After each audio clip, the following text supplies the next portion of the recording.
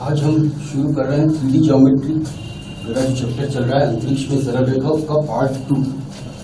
Part 1 मैंने आपको पढ़ाया है, अच्छी खासी जानकारी मिल गई होगी आपको। आज हम शुरू कर रहे हैं कोप्लेनर लाइंस, मतलब अंतरिक्ष में समतली रेखाएं। समतली रेखाएं क्या होती हैं? दो रेखाएं यदि एक ही समतल में हो तो समतली रेखाएं कहलाती हैं। समतली रेखाएं या तो समांतर होती हैं या एक दूसरे को प्रतिच्छेद करती हैं। अर्थात यदि दो रेखाएं समांतर हों तो एक ही तल में कहलाती हैं, दो रेखाएं एक दूसरे को प्रतिच्छेद करें तो भी एक ही तल में कहलाती हैं। ठीक है ना? ये हो गई समांतर रेखाएं, ये प्रतिच्छेदी रेखा।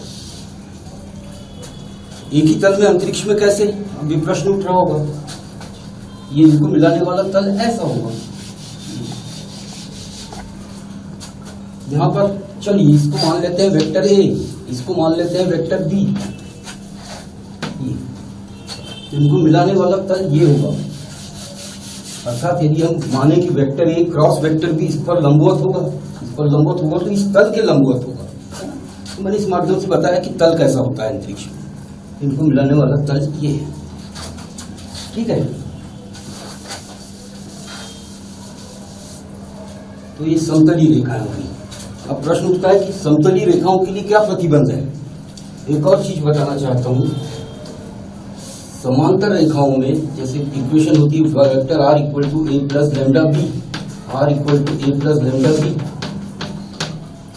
हम पढ़ेंगे दो रेखाएं इनका सदिश समीकरण दिया, इनके समतली होने का प्रतिबंध या एक दूसरे को प्रतिच्छेद करने का प्रतिबंध। तो प्रश्न उठता है कि समांतर होने का क्या प्रतिबंध होगा। तो यहाँ मालूम है आपको A1, B1, A2, B2, दो रेखाएं समांतर होने का प्रतिबंध आपने पहले पढ़ा है वेक्टर में। वेक्टर ए और वेक्टर की परस्पर समांतर होंगे यदि vector A equal to lambda vector B. ये रेखा है B1 के समांतर, वेक्टर B1 की, ये वेक्टर B2 की। तो यहाँ पे क्या होगा, vector B1 equal to lambda vector B2। ये प्रतिबंध हो गया किसका? दो समांतर रेखाओं के समतली होने का प्रतिबंध हो गया। यानी यहाँ पे ये और ये, इनमें क्या रिलेशन रहेगा? या इसका मतलब ये हुआ कि वेक्टर B1 और वेक्टर B2 में IJK के गुणांक या तो बराबर होंगे या समानुपाती होंगे। ये आप पढ़ चुके हैं। अब बात करते हैं दो रेखाएं जिनके सदिश समीकरण ये हैं, इनके परस्पर समतली होगी या परस्पर प्रतिच्छेद करेगी, उसका प्रतिबंध है। दो रेखाएं एक दूसरे को प्रतिच्छेद करेगी या समतली होगी, उसका प्रतिबंध है कि vector A2 minus vector A1 ज्यादा डॉट प्रोडक्ट निकालेंगे किसके साथ? B1 क्रॉस B2 के साथ, vector B1 cross vector B2 के साथ। ये रिजल्ट कैसे आया थोड़ा विचार करो। ये दो है प्रतिच्छेदी रेखाएं। ये है vector R equal to vector A plus lambda vector B, ये 1, 2 कर लेते हैं इसको। Vector R equal to A2 plus lambda vector B। ये B1 के समांतर हो गई, ये B2 के समांतर। प्रतिच्छेदी रेखाएं ध्यान देना। इस पर कोई बिंदु A1 ले लेते हैं, इस पर कोई पॉइंट A2, राइट। तो वेक्टर A1 A2 क्या हो जाएगा? इसका पोजीशन वेक्टर स्थिति सदिश मान लीजिए वेक्टर A1 है, इसका स्थिति सदिश वेक्टर A2 है। तो वेक्टर A1 A2 क्या हो जाएगा? A2 का स्थिति सदिश माइनस A1 का स्थिति सदिश, vector A2 minus vector A1। अभी B1 को और B2 को देखिए आप, इनका क्रॉस प्रोडक्ट जो होगा वो क्या होगा? Vector B1 cross vector B2 इस तल के लंबवत होगा। तो वो B1 क्रॉस B2 और ये A1 A2 में क्या रिलेशन होगा? 90 डिग्री बन परपेंडिकुलर होंगे। परपेंडिकुलर होंगे का मतलब वेक्टर A1 A2 और B1 क्रॉस B2 इनका अदिश गुणनफल 0 होगा। ठीक है, क्योंकि वेक्टर B1 और vector B2, vector B1 cross vector B2 इसको मिलाने वाले तल के लंबवत होगा। उसका इसके साथ वेक्टर A1 A2 के साथ रिलेशन होगा, परपेंडिकुलर होंगे दोनों, तो इसलिए उनका अदिश गुणनफल 0 होगा। देखिए इसकी value vector A2 minus vector A1 dot vector B1 cross vector B2। ये प्रतिबंध आ गया, वही मैंने आपको बताया। यदि इसकी वैल्यू आप 0 लाकर दिखाते हैं तो ये सदिश समीकरण दिए मान लो, तो आप कहेंगे कि दोनों रेखाएं समतली हैं या एक दूसरे को प्रतिच्छेद करती हैं। यदि सदिश समीकरण की जगह कार्तीय समीकरण हो तो उनके समतली होने का ये प्रतिबंध है। ये भी उसी प्रकार से निकाला जा सकता है, इसकी आवश्यकता आपको नहीं है। ये प्रतिबंधों को आपको याद रखना है। यहां से एक क्वेश्चन बनता है कि सिद्ध करो कि दो रेखाएं के समीकरण दिए जाएंगे आपको, कार्तीय समीकरण भी हो सकते हैं या सदिश समीकरण भी हो सकते हैं। सिद्ध कीजिए कि वो एक दूसरे को प्रतिच्छेद करती हैं रेखाएं और प्रतिच्छेद बिंदु के निर्देशांक ज्ञात कीजिए। पिछले कुछ सालों में क्वेश्चन आते रहा है, इस पर आधारित एक दो क्वेश्चन कराऊंगा आपको। हाँ, आप एक चीज ध्यान रखें, यदि सदिश समीकरण दिया हुआ है और किसी स्टूडेंट को यह प्रतिबंध नहीं पता है तो इसको कार्तीय समीकरण में बदल करके इस रिजल्ट से भी 0 ला सकता है। यदि आपको पता चला कि ये नहीं पता है, ये पता है, तो आप इसको कन्वर्ट कर दें कार्तीय समीकरण को सदिश समीकरण में और ये वाला रिजल्ट ले आए। ठीक है ना? अब कुछ क्वेश्चन देखते हैं। अभी जो प्रॉपर्टी बताया इसके क्वेश्चन लेते हैं। ये इंपॉर्टेंट क्वेश्चन है, आपकी एनसीईआरटी बुक में एक एग्जामिनेशन वैल्यू इस क्वेश्चन हो जाता है। सिद्ध कीजिए कि रेखाएं, ये कार्तीय समीकरण है, ध्यान दीजिए। सिद्ध करना है कि दोनों रेखाएं समतलीय हैं, एक ही समतल पर हैं या एक दूसरे को प्रतिच्छेद करती है। साथ ही प्रतिच्छेद बिंदु के निर्देशांक भी निकालना है, प्रतिच्छेद बिंदु। ठीक है, शुरू करते हैं। ये कार्तीय समीकरण है। सबसे पहले इक्वेशन को लिख लेंगे। यहां पर देखिए, हाँ, ये पहली रेखा है, दूसरी रेखा। पहली रेखा पर ज्ञात बिंदु कौन सा पता है आपको? इसको कंपेयर करेंगे। इसके पहले वाले वीडियो में मैंने बताया x माइनस x1 से इसको कंपेयर करो तो x1 की वैल्यू आ जाएगी -3। y माइनस y1 से इसको करेंगे कंपेयर तो y1 की वैल्यू 1 और z1 की वैल्यू 5। मैंने वैसे भी बताया, डायरेक्ट यदि याद रखना है तो ऊपर के साइन को चेंज करना है, नीचे वही रहते हैं। तो क्या हो जाएगा? पहली रेखा पर स्थित ज्ञात बिंदु हो जाएगा -3 + 1 + 5। रेखा 1 के लिए x1 y1 z1 कितना होगा? -3 + 1 + 5। और इस रेखा के दिक् अनुपात कितने हैं? उसको a1 b1 c1 से शो कर लेते हैं। -3 1 5। ठीक। रेखा 2 के लिए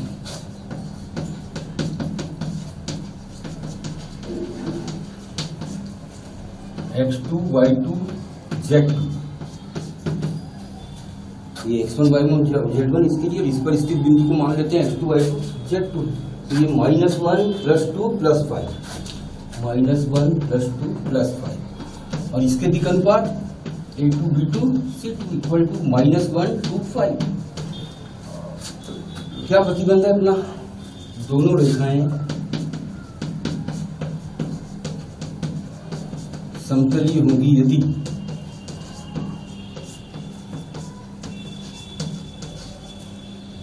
x2 - x1 y2 - y1। अभी बताया था प्रतिबंध मैंने, z2 - z1 a1 b1 c1 a2 b2 c2। इसकी वैल्यू कितनी आना चाहिए? 0। चलिए इसकी वैल्यू लाकर दिखा देते हैं। x2 - x1 / 0 आना चाहिए। y2 - y1 z2 - z1 a1 b1 c1 a2 b2 c2। कितना हो जाएगा? x2 - x1 कर चलिए -1 + 3, हाँ मैं डायरेक्ट ले रहा हूँ। -1 + 3 + 2 हो जाना चाहिए। सॉरी, हाँ, -1 + 3 + 2 2 - 1 1 5 - 5 0। अब इसका अनुपात पता है, -3 1 5 और ये कितना? -1 2 5। इस सारणी का मान निकाल लो।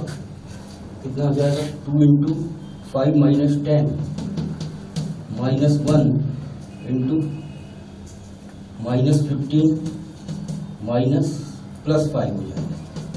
+0 के लिए कुछ नहीं, ये आ गया 2 × -5 - 1 × -10 -10 + 10 0। इसकी वैल्यू आ गई 0। इसका मतलब ये दोनों रेखाएं परस्पर समांतर है। सॉरी, दोनों रेखाएं समतलीय हैं या एक दूसरे को प्रतिच्छेद करती हैं। ये पहला पार्ट हो गया। क्या प्रूफ कर दिया हमने कि दोनों रेखाएं समतलीय हैं या एक दूसरे को प्रतिच्छेद करती हैं। अब इसका भाग 2 देखते हैं, प्रतिच्छेद बिंदु के निर्देशांक ज्ञात करना है। ठीक है,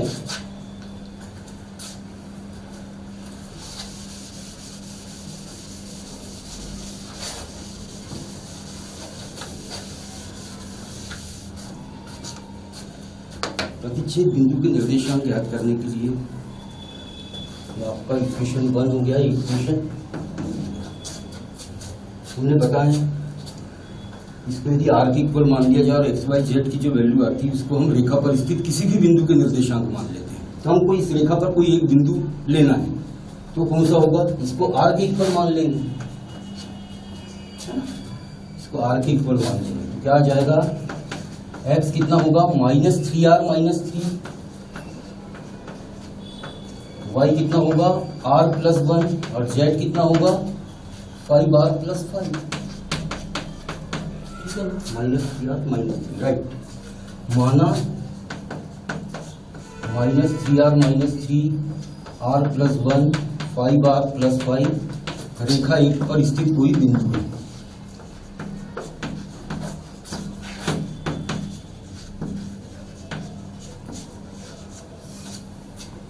और ये मान लेते हैं कि इसी बिंदु पर दोनों रेखाएं एक दूसरे को प्रतिच्छेद करती हैं।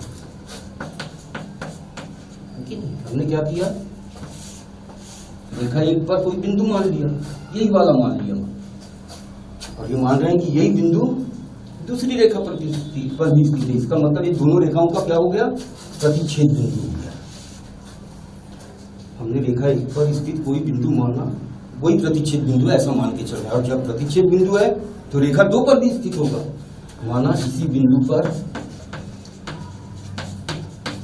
दोनों रेखाएं परस्पर प्रतिच्छेद करती हैं।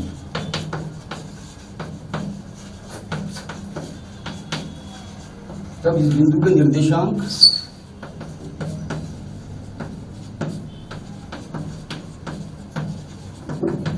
रेखा 2 को भी संतुष्ट करेंगे।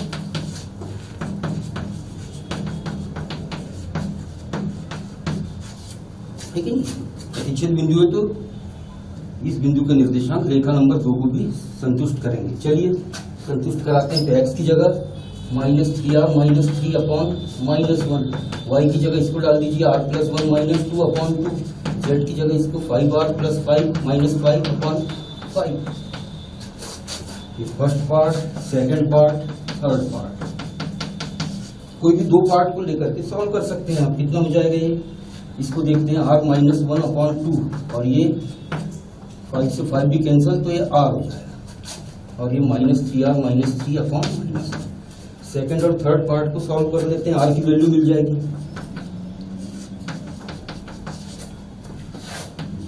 Second and third, r-1 upon 2 equal to r, कितना हो गया, r-1 इक्वल टू 2r, तो r equal to 1 -1, r equal to -1 आ जाएगा। r की जो वैल्यू आ गई इसमें पुट कर दो, प्रतिच्छेद बिंदु के निर्देशांक आ जाएंगे।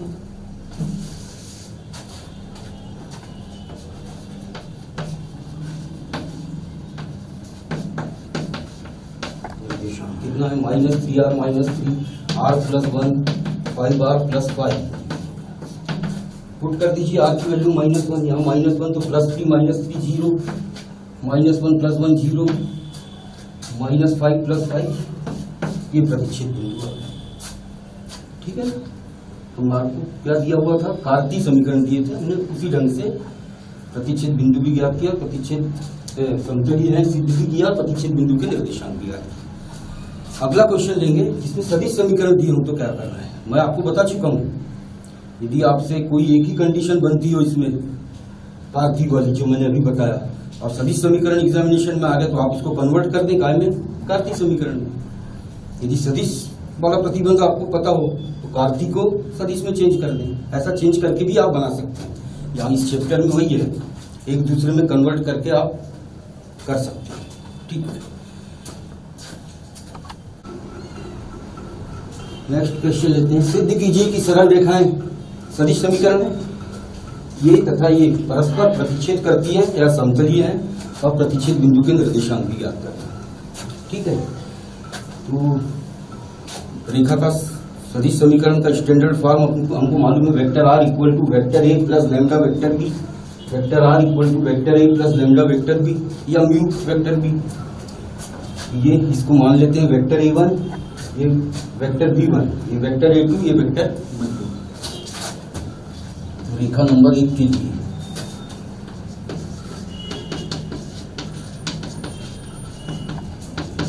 वेक्टर ए1 कितना हो गया, आई प्लस जे माइनस के, और वेक्टर बी1 कितना हो गया, 3i minus J, I plus J minus K 3i minus J, right.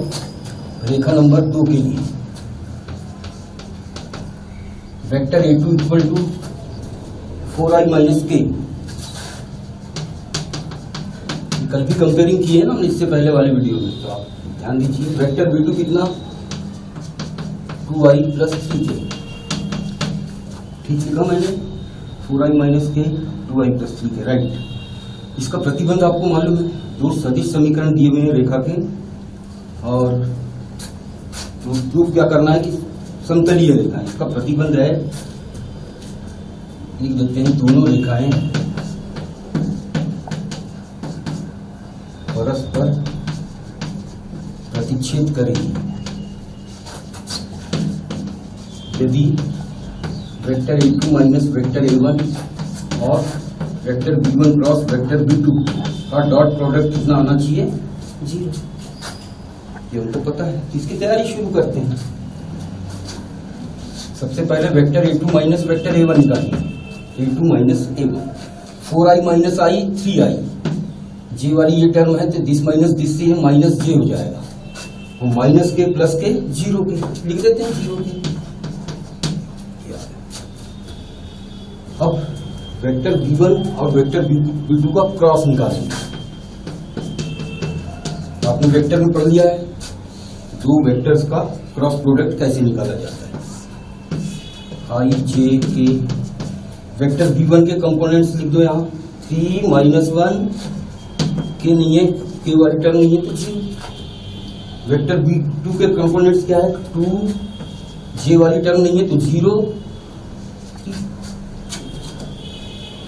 कर लेते हैं, आई माइनस 3 माइनस 0, इसका साइन चेंज माइनस जे, ये हो जाएगा 9 माइनस 0 प्लस 0 के लिए कुछ लिखने की जरूरत नहीं, ठीक है ना।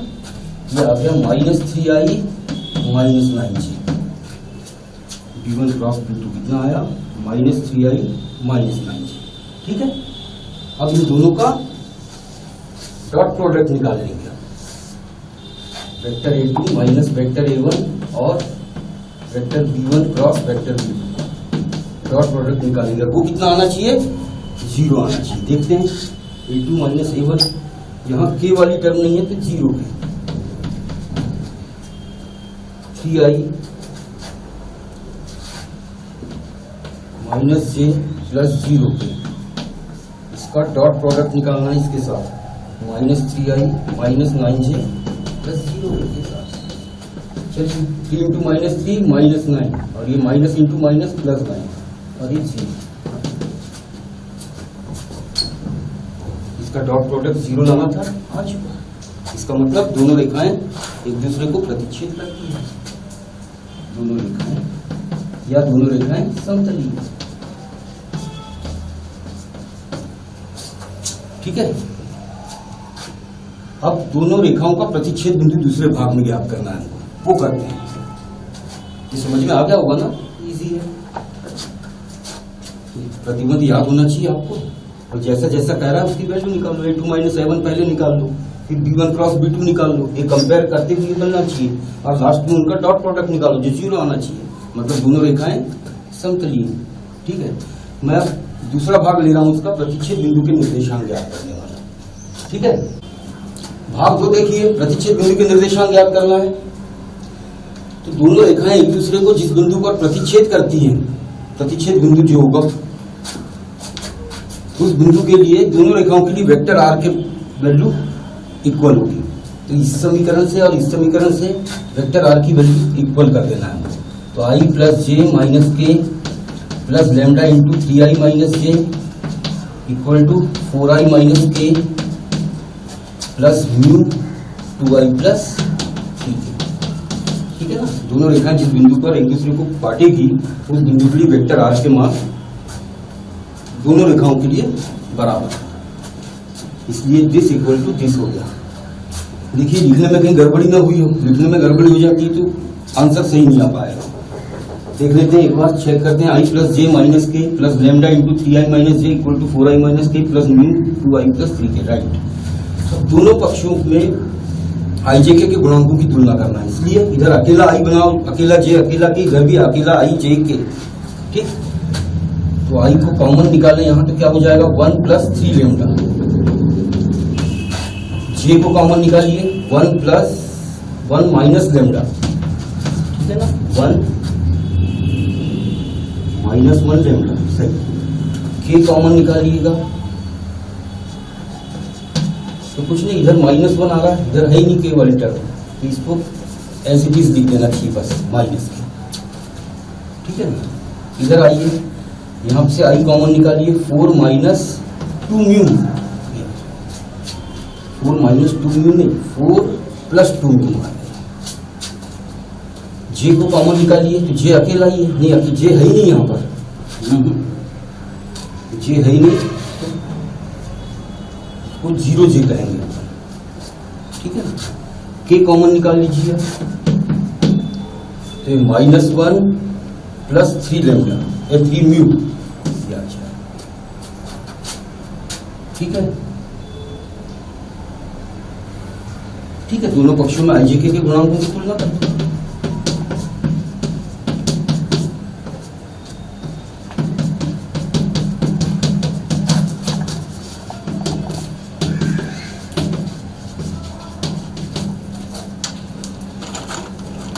देखते हैं यदि कोई गलती न हुई हो तो 1 plus 3 lambda, 1 minus lambda, right. के वाली टर्म यह अकेला है तो माइनस के, 4 प्लस 2 म्यू, जे वाली टर्म में 0 जे, के लिए -1 प्लस 3 म्यू।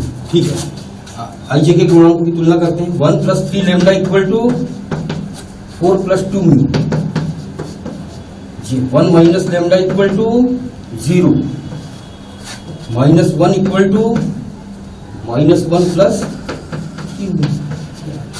इस इक्वेशन से देखिए आप लैम्डा इक्वल टू 1 आ जाएगा, और इस इक्वेशन से देखिए 0, म्यू की वैल्यू 0 आ जाएगा। ठीक है ना। ये इसको सेटिस्फाई भी करना चाहिए, लैम्डा इक्वल टू 1 कर लो, यहाँ पर 1 प्लस 3 4, तो म्यू 0 रखे तो 4 इक्वल टू 4 सेटिस्फाई कर रहा है, मतलब लैम्डा और म्यू की वैल्यू सही है। अब आप लैम्डा की वैल्यू इक्वेशन 1 में डाल दीजिए, या म्यू की वैल्यू इक्वेशन 2 में डाल दीजिए प्रतिच्छेद बिंदु ज्ञात करने के लिए, तो म्यू इक्वल टू 0 मेरा ख्याल है ठीक रहेगा, है ना। समीकरण 2 से इसमें वैल्यू पुट करिए आप, vector R equal to 4i minus K plus mu 0 है तो पूरा 0 हो जाएगा, राइट। वेक्टर आर को हम लिख सकते हैं xi plus yj plus zk, vector में पढ़ा है आपने, ये हो गया 4i प्लस 0j माइनस के, फिर x y z equal to कितना आ जाएगा, ये 4 0 माइनस, ये अभिष्ट प्रतिच्छेद बिंदु ज्ञात होगा। तो प्रतिच्छेद बिंदु ज्ञात करना उस स्थिति में जब सदिश समीकरण दिए हो, कठिन नहीं है, मेरा ख्याल है समझ में आ गया होगा आप लोगों को। ठीक है, शुरू करते हैं। विषमतली रेखाएं क्या है। मैंने आज शुरुआत में बताया था समांतर समतली रेखाएं क्या है। ऐसी रेखाएं जो समांतर हो या एक दूसरे को प्रतिच्छेद करती है, समतली रेखाएं क्या है।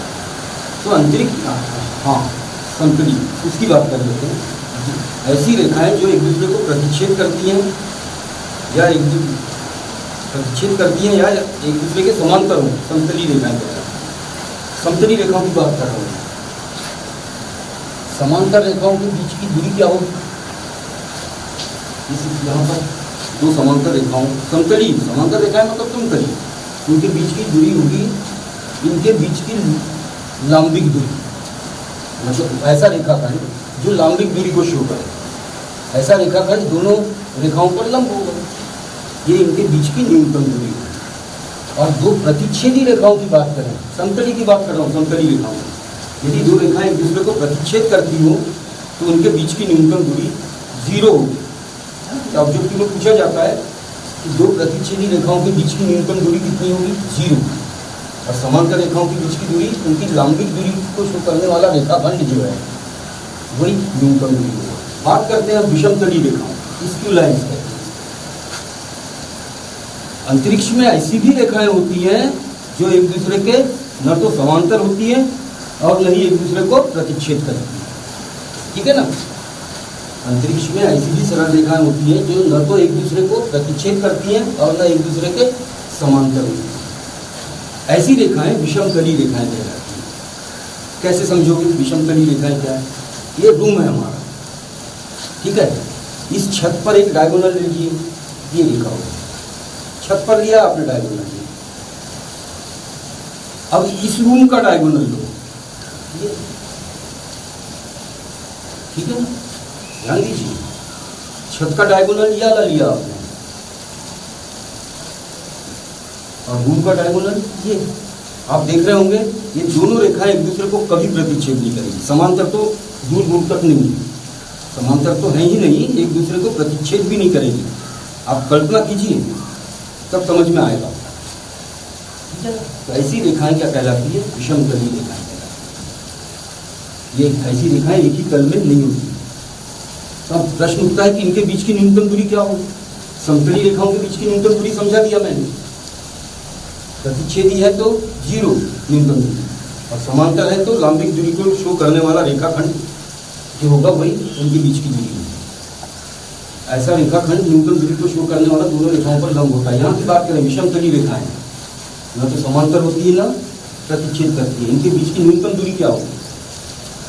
यदि सदिश समीकरण दिए हुए हैं तो आप ये इसका फॉर्मूला है, इसको याद रखिएगा, याद। और यदि कार्तीय समीकरण दिए हैं तो इनके बीच की न्यूनतम दूरी याद करने का ज्यादा फॉर्मूला होगा। ये दोनों फार्मूले आपकी एनसीईआरटी बुक में है। अब यदि कोई इसी फार्मूले से काम चलाना चाहता है, ठीक है, सदिश समीकरण रहेंगे, उससे न्यूनतम दूरी निकल जाएगी। और यदि एग्जामिनेशन में कार्तीय समीकरण आ गए और आपको ये फार्मूला नहीं पता हो तो आप इसको सदिश समीकरण में कन्वर्ट करके इस फार्मूले का भी उपयोग कर सकते हैं, ठीक है ना। ऐसा कुछ नहीं है कि ये वाला जो फार्मूला है डिस्टेंस ज्ञात करने वाला वो सदिश समीकरण आएंगे तभी यूज करना है और कार्तीय समीकरण आएंगे तो उसको यूज करना है, ऐसा कुछ नहीं है। आपको ये फार्मूला नहीं पता है, आप इनको कन्वर्ट कर लो सदिश समीकरण में और ये वाला फार्मूला लगा करके न्यूनतम दूरी ज्ञात कर लो, ठीक है ना। ये हो गई विषमतली रेखाओं के बीच की न्यूनतम दूरी। हाँ, ये फार्मूले कैसे आए, ये न्यूनतम दूरी क्या होगी विषमतली रेखाओं की, ये समझाना चाह रहा था। वो जो दो रेखाएं बताया मैंने, एक जाली और दूसरी ये रूम का डायगोनल और छत का डायगोनल, तो दोनों रेखाओं पर एक एक बिंदु ऐसे लिया जाता है कि वो न्यूनतम दूरी को शो करने वाला जो रेखाखंड है वो दोनों रेखाओं पर लंब भी होना चाहिए और न्यूनतम भी होना चाहिए। उसकी लेंथ कैसी होना चाहिए? न्यूनतम। इसको आधार मान करके की स्थापना की गई, ठीक है ना।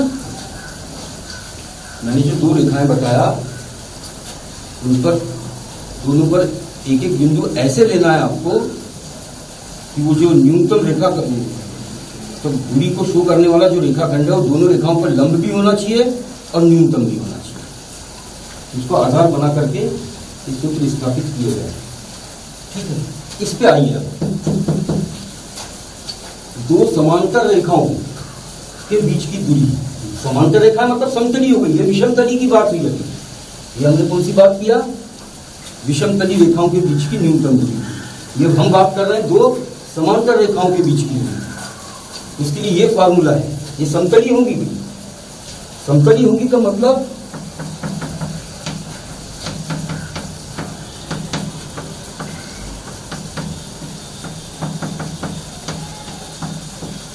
इनमें IJ के कोएफिशिएंट कैसे मिलेंगे आपको? समान मिलेंगे। इस पर आधारित प्रश्न इस बार 2019 में आया था स्टूडेंट मैंने वैल्यूएशन के दौरान देखा कि सबने इस ढंग से बनाया था, टोटली गलत था, क्योंकि विषमतलीय रेखाओं के बीच की न्यूनतम दूरी ज्ञात करने का फार्मूला है, और ये एग्जामिनेशन में जो क्वेश्चन आया था वो समांतर रेखाएं हमको समझना था, क्योंकि वहां पर वेक्टर v1 और वेक्टर v2 सेम है, ठीक है ना। यहाँ पर इन रेखाओं के समीकरण जो दिए हमको दिए जाएंगे वो इस प्रकार होंगे। Vector r equal to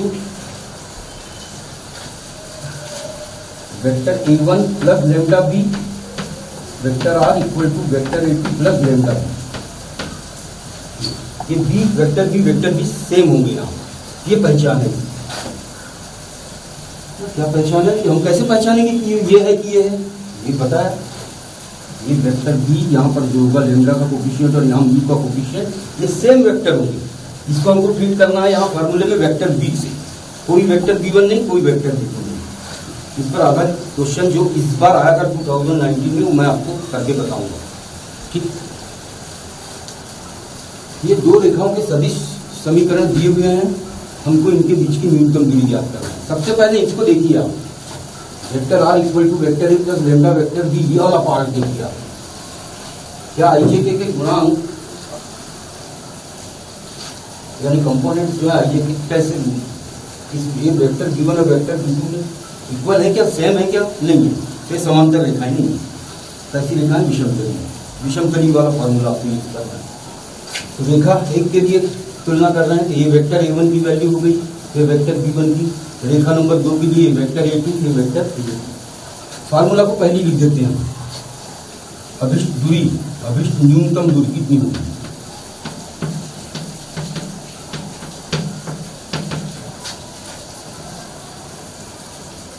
b1 cross b2 dot a2 minus vector a2 minus vector a1, इनका डॉट प्रोडक्ट अपॉन इसका मॉड,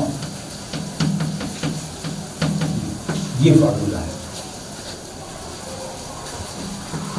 ठीक है। b1 क्रॉस b2 ज्ञात कर लेते हैं, a2 माइनस a1, दोनों का डॉट प्रोडक्ट निकाल लेंगे। ये सब सबसे पहले क्या निकालें? चलिए निकालते हैं a2 minus a1, vector a2 minus vector a1 कितना होगा? This minus this, 4i minus i 3i, 5j minus 2j plus 3j, 6k minus 3k plus 3k। v1 cross v2 निकाल देते हैं।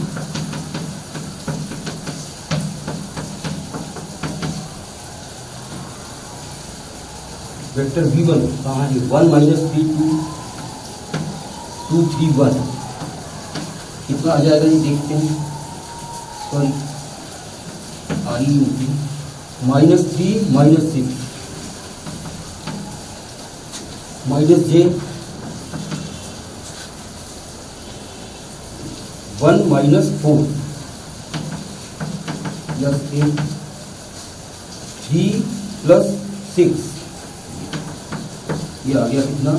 Minus 9i plus 3j plus 9। Vector a2 minus vector a1 ज्ञात कर लिए, vector b1 cross vector b2, अब इनका अदिश गुणनफल भी निकाल लेते हैं। b1 क्रॉस b2 और vector a2 minus vector a1 का डॉट प्रोडक्ट। वेक्टर ये कितना है? Vector b1 cross vector b2 minus 9i plus 3j plus 9। Vector a2 minus vector a1 कितना? 3i plus 3j plus 3k, minus 9 into 3 minus 27 plus 9 plus 27, ये आता है 9, ठीक है। अब ये इसका मॉड निकाल लेते हैं, इसका b1 क्रॉस b2 का अंडर रूट ऑफ ये माइनस 9 का स्क्वायर प्लस 81 प्लस 3 का 9 का 81, ये रूट 170 बना। बस इसको इस वैल्यू को नंबर 1 में पुट कर देंगे, फिर न्यूनतम दूरी निकल आएगी। समीकरण 1 से y1 d इक्वल टू कितना हो जाएगा? मॉडुलस ऑफ 9 अपॉन रूट 171 ये फार्मूला में मॉड इसलिए निकाला गया कि अदिश गुणनफल यदि नेगेटिव आ जाए, डिस्टेंस जो है वो नेगेटिव नहीं होता, इसलिए मॉड उसको पॉजिटिव करेगा। डिस्टेंस को हमको कैसा शो करना है, पॉजिटिव, इसलिए लगाया गया। यहाँ नेगेटिव नहीं आया है, मॉड की कोई जरूरत नहीं पड़ी, लेकिन आपको लगाना है ताकि ये 9 माइनस में आ जाए, तो इसको डिस्टेंस हम पॉजिटिव शो कर सकते हैं। इसको लिख सकते हैं 9 इंटू 90, ये हो गया 9/3√90, ये आ गया E/√90। ये इन दो रेखाओं के बीच की न्यूनतम दूरी होगी। ठीक है, नेक्स्ट क्वेश्चन लेंगे। अगला क्वेश्चन लेते हैं, निम्नलिखित रेखाओं के बीच की न्यूनतम दूरी लीजिए या कीजिए एक कार्तीय समीकरण। कार्तीय समीकरण यदि आते हैं, यहां पर भी आप चेक कर सकते हैं, दिक्अनुपात सेम नहीं है, इसका मतलब समांतर रेखाएं नहीं है ना। अब ये कार्तीय समीकरण है, उसके लिए मैंने यह फार्मूला बताया न्यूनतम दूरी याद करने का। आपको ये यूज नहीं करना है तो ठीक है, आपको इससे पहले जो फार्मूला बताया उससे बना सकते हैं, लेकिन इनको आपको कन्वर्ट करना पड़ेगा काय में, सदिश समीकरण। मान लो कोई इसको इससे नहीं बनाना चाहता हो तो इसको कन्वर्ट डायरेक्ट एक ही लाइन में कन्वर्ट कर सकते हैं हम काय में, सदिश समीकरण में। कैसे, देखिए वेक्टर आर इक्वल टू, बताया हूं मैंने कल ही इसके पहले वाले वीडियो में, ऊपर वाले को साइन चेंज कर दो और नीचे को मत करो, ऐसा डायरेक्ट याद रखने के लिए। वैसे मैंने सिस्टमेटिकली आपको कार्तीय समीकरण को सदिश समीकरण में चेंज करना बताया। डायरेक्ट करना हो तो देखिए -i -j -k plus lambda into 7i plus 6j plus 3, ऐसे कर सकते हैं डायरेक्ट। इसको करिए, vector R equal to 3i plus 5j, sign change करते हुए प्लस 7k प्लस कोई दूसरा कांस्टेंट ले लो mu into i -2j plus 3। ये कार्तीय समीकरण सदिश समीकरण में चेंज हो गए। अब आप जाइए कहां पर, पिछला वाला जो फार्मूला है उससे बना बन जाएगा, लेकिन मैं इस फार्मूले से बता रहा हूं।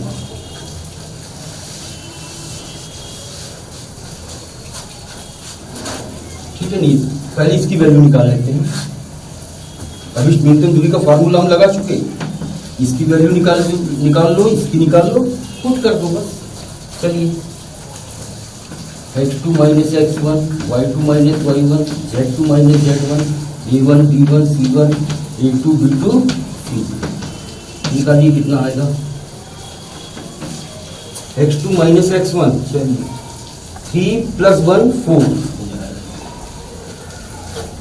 5 + 1 6 हो जाएगा, 7 + 1 8 हो जाएगा,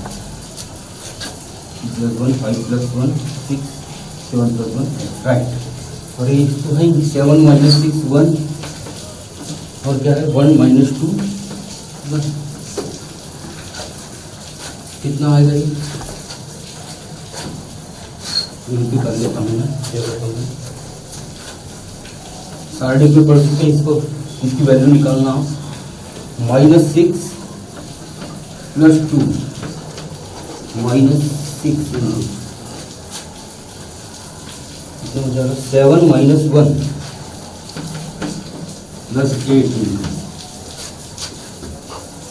-14 + 6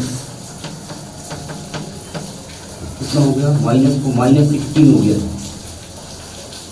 -36 हो गया,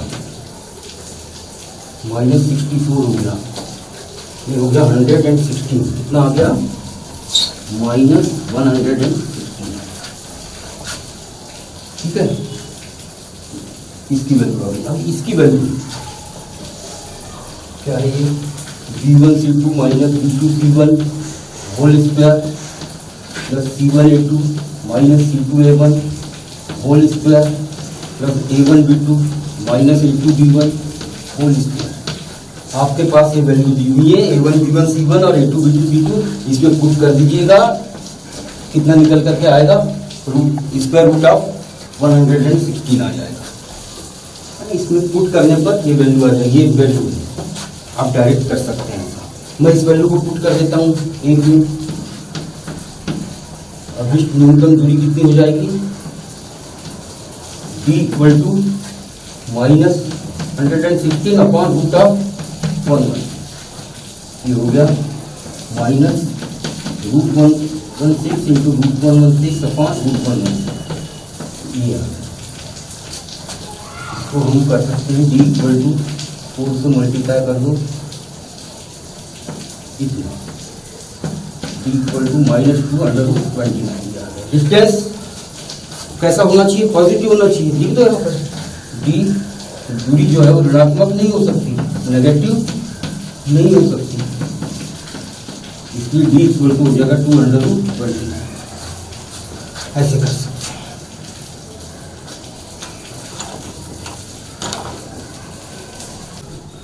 ये क्वेश्चन लिखिए, न्यूनतम दूरी ज्ञात करना है, सदिश समीकरण ऐसे है। ये देखिए यहाँ आई जे के कोफिशिएंट सेम है, इसका मतलब ये कैसी रेखा है? समांतर रेखा है। तो समांतर है तो समतलीय है। इसके पहले के दो क्वेश्चन जो कराया वो विषमतलीय रेखाओं के बीच की न्यूनतम दूरी ज्ञात की हमने, और ये कैसी रेखा है? समांतर रेखा। तो इसमें वो जो तीसरा अलग से जो फार्मूला बताया वो अलग लगेगा। कौन सा? याद है, vector B cross vector a2 minus a1 upon vector B का मॉड, इस सूत्र से निकाला जाना। ये 2019 में आया। ग्रेजुएशन के दौरान मैंने पाया कि इस फार्मूले से बहुत कम स्टूडेंट ने बनाया था, उसको विषमतली वाले फार्मूले से बनाया हूँ, वो रॉन्ग है। इस फार्मूले का उपयोग करना है। ये हमारी बुक के एग्जाम्पल में क्वेश्चन है, ठीक है? इसको मैं करवा रहा हूं।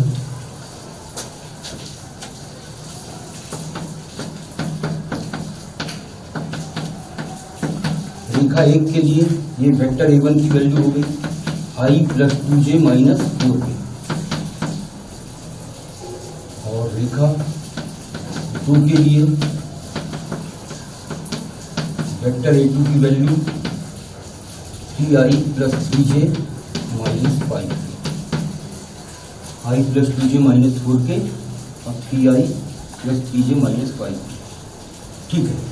और दोनों के लिए वेक्टर b b1 b2 लेने की कोई जरूरत नहीं। Vector b equal to 2i plus 3j plus 6k।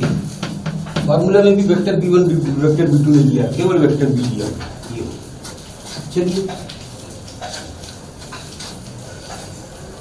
तैयारी शुरू करते हैं। सबसे पहले क्या निकालना चाहिए हमको? फार्मूला देखिए, vector a2 minus vector a1। अब इसको क्रॉस मल्टीप्लिकेशन करना है, किसके साथ? वेक्टर b के साथ। तो शुरू करते हैं। Vector a2 minus vector a1 कितना होगा देखते हैं।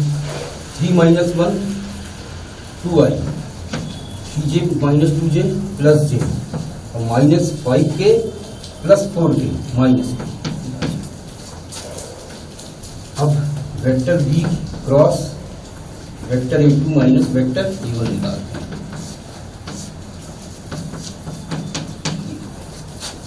वेक्टर b के कंपोनेंट्स देखिए कहाँ है? 2 3 6। Vector a2 minus vector a1 की 2 1 माइनस 1। चलिए इसको कर लेते हैं, कितना हो जाएगा ये? -3 minus 6 minus j -2 minus 12 plus k 2 minus 6 minus 9i plus 14j minus 4। और किसकी जरूरत होगी? वेक्टर बी के मॉड की। तो हम वहां पर भी निकाल सकते हैं, यहाँ पर भी निकाल सकते हैं। कितना आ जाएगा ये? 2 का स्क्वायर 4, 3 का 9, 6 का 36, आ गया 49 का स्क्वायर रूट 7। इस सभी वैल्यू को यहाँ पुट करते हैं।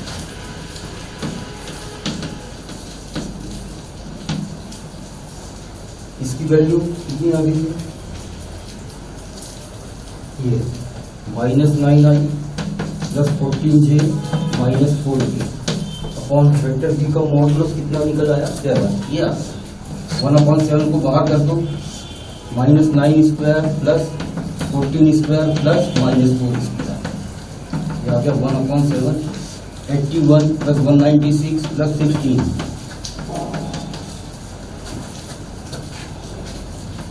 ये आ गया। ये इन दो सरल रेखाओं समांतर रेखाओं के बीच की दूरी है। करके बोल देता हूँ मैंने सरल पिछला सरल रेखा से रिलेटेड जो चीजें पढ़ाया था उसमें ये क्वेश्चन कराया था, इंपॉर्टेंट क्वेश्चन है।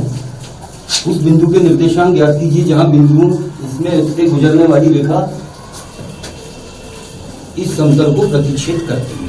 तो इस क्वेश्चन को मेथड वही है, आर की वैल्यू 2 नहीं आ पाई थी, वहां 0 ले आए थे हम, प्लस या माइनस में कहीं गलती हो गई होगी, तो आर इक्वल टू 2 आना चाहिए था, जिसके अभिष्ट प्रतिच्छेद बिंदु आएगा 1 - 2 7। तो मेथड बिल्कुल वही रखना है, मैं समझा भी देता हूं। ये दो बिंदुओं से होकर जाने वाली रेखा इस समतल को, ये दिया हुआ है, वो किस बिंदु पर प्रतिच्छेद करेगी। कुल मिला के रेखा और समतल के प्रतिच्छेद बिंदु ज्ञात करें। ऐसे क्वेश्चन में रेखा का समीकरण रेडी भी दे देता है, तो जैसे यहां भी दे देता है। तो मैंने ऐसा क्वेश्चन लिया हूं जहां रेखा का समीकरण हमको ज्ञात करना हो। 3 - 4 - 5 और 2 - 3 1 से होकर जाने वाली रेखा के समीकरण इस बिंदु से होकर जाती है, तो x - 3 ऊपर है y + 4 z + 5 और नीचे के आते हैं दिक्कतनुपात, तो ये 2 - 3 -3 + 4 1 + 5, ये आगे रेखा के समीकरण आ गए। हमको पता है ये सममित रूप में रेखा का समीकरण है, इसको r के इक्वल यदि मान लिया जाए तो x y z की जो वैल्यू आएगी उसको हम इस रेखा पर स्थित किसी भी बिंदु के निर्देशांक मान सकते हैं। तो हमने मान लिया ये बिंदु n के ही निर्देशांक है जहां रेखा और समतल एक दूसरे को प्रतिच्छेद करते हैं, परंतु ये n बिंदु इस समतल पर भी स्थित है, इसलिए समतल के समीकरण का n के निर्देशांक संतुष्ट करेंगे। ये करेंगे, ये आगे आती वैल्यू उस दिन 0 आई, इधर 3 गड़बड़ हो गई थी, तो अभिष्ट प्रतिच्छेद बिंदु इतने आएंगे 1 - 2 7। ये इंपॉर्टेंट क्वेश्चन है। तो 3D ज्योमेट्री 12th का जो है उसका फर्स्ट पार्ट, और ये कौन सा पार्ट पढ़ा है मैंने, सरल रेखा वाला, 2 पार्ट में पढ़ा है इसको, और तीसरा है समतल वाला। ठीक है, तो सरल रेखा से संबंधित जितने भी क्वेश्चन कराए इंपॉर्टेंट क्वेश्चन है, एनसीईआरटी बुक बेस बना करके ही मैंने आपको बताया है। इन्हीं में से क्वेश्चन आएंगे एग्जामिनेशन में, इंपॉर्टेंट क्वेश्चन है, इनको करिएगा। बाहर से क्वेश्चन देखने की आपको आवश्यकता ही नहीं पड़ेगी। मैंने वेक्टर और कार्टेशियन वाला जो पार्ट है उसको साथ में लेकर के पढ़ाया। कुछ राइटर की बुक में क्या होता है कि वेक्टर अलग दिया हुआ है, कार्टेशियन वाला पार्ट अलग, वैसा नहीं, साथ साथ में पढ़िए तो कंपेयर करने में सुविधा होगी आपको। कभी भी किसी भी इक्वेशन को किसी में आप कन्वर्ट करके भी सॉल्व कर सकते हैं। मतलब वेक्टर इक्वेशन को कार्टेशियन इक्वेशन में, कार्टेशियन को वेक्टर में, कोई एक मेथड ना बन रही हो दूसरी की हेल्प करके आप कर सकते हैं। ठीक है, थैंक यू वेरी मच।